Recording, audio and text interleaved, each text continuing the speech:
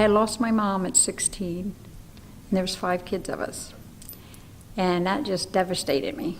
And then I got married at 17. And then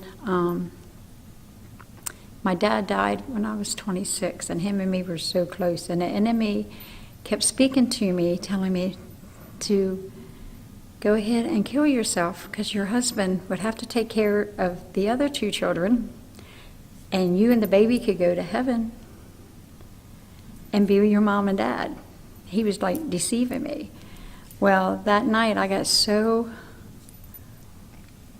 bound with the enemy speaking things that I had pills, and I was going to take pills.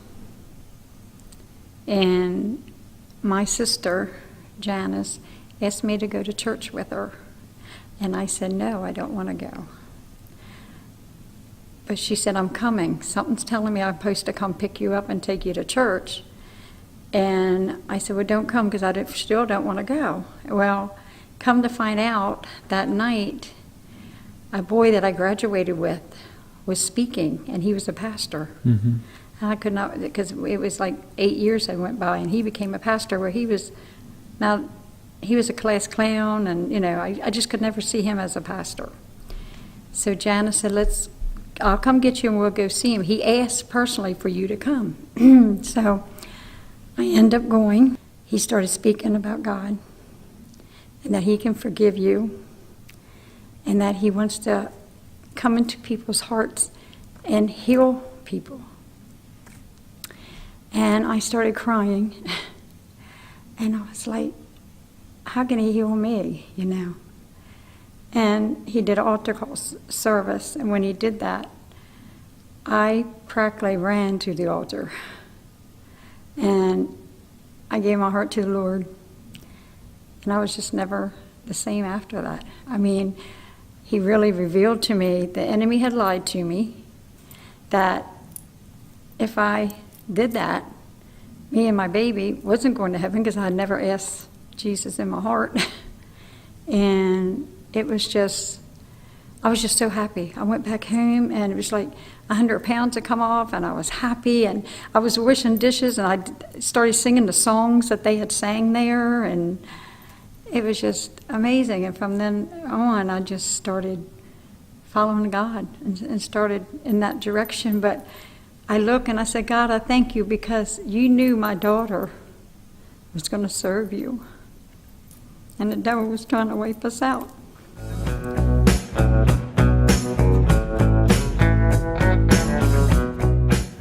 I started going around with a van. People called it the church van. It was a van that truthfully should have only held 9 people. And I went to the roughest areas where parents would not even take their kids.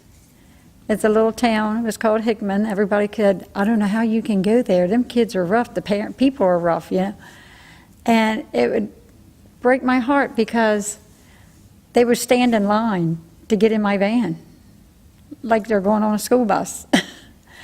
And I would say, get in, get in.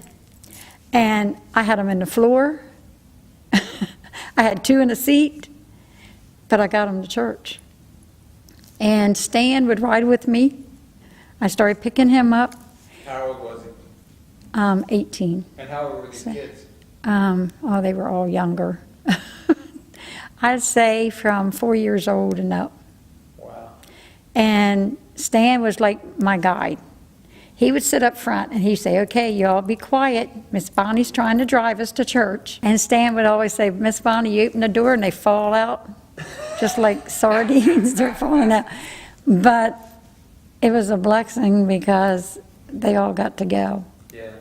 I would stop the kids back off at U5 Food. It was a place where kids had pizza and candy, sodas, whatever. And I would let them all get out. They go in the store and they would get whatever they want, like a slice of pizza, because some of them had nothing to eat.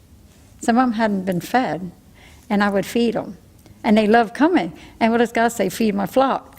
I would feed them, and they would love to go to church to hear the word, And that, the man at U5 said, you were so dedicated. He said, if you missed a Wednesday, I was worrying about you because you didn't have all them kids to bring them in my store.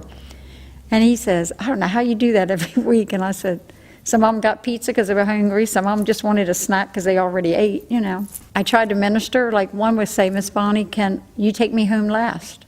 Because I got to share. And I said, yeah, I was just a listener. And I would get them all taken.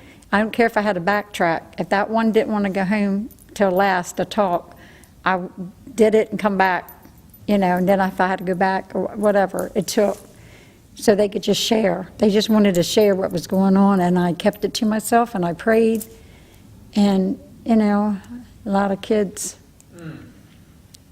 And I love doing it. I went where Stan lives, and they always say it was bad down there, and I picked kids up, many kids. Matter of fact, when we went to Greg's funeral, I seen a few of them, and I said, God, I know they still remember. They kept looking at me like, I remember Miss Bonnie taking us. They might be 30 now, but they remember. Yeah. But Stan helped me, and I still pick him up. I pick him up faithfully.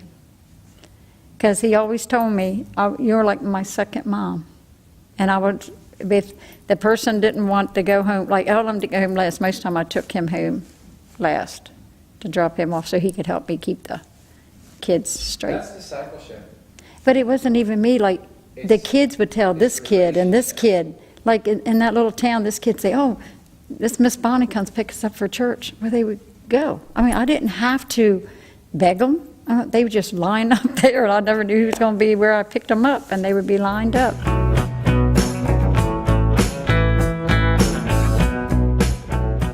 He showed me a pitcher of water, a glass, and a bowl. And I was like, okay, Lord. And he told me, he said, pick up the pitcher, start filling it.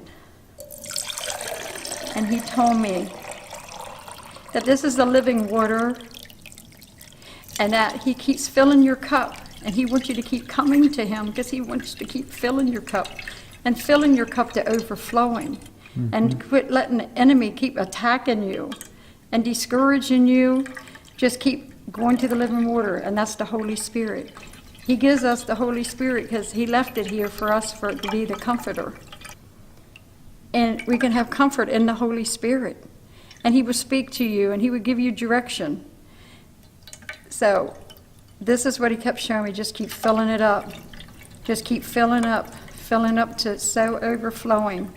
Because if you keep getting it empty, the enemy's going to crush you. So just keep in the Word and in the Holy Spirit. And keep seeking God with all your heart, soul, and mind, and spirit. So just keep filling it and filling it and filling it to overflowing. And he's going to take care of it.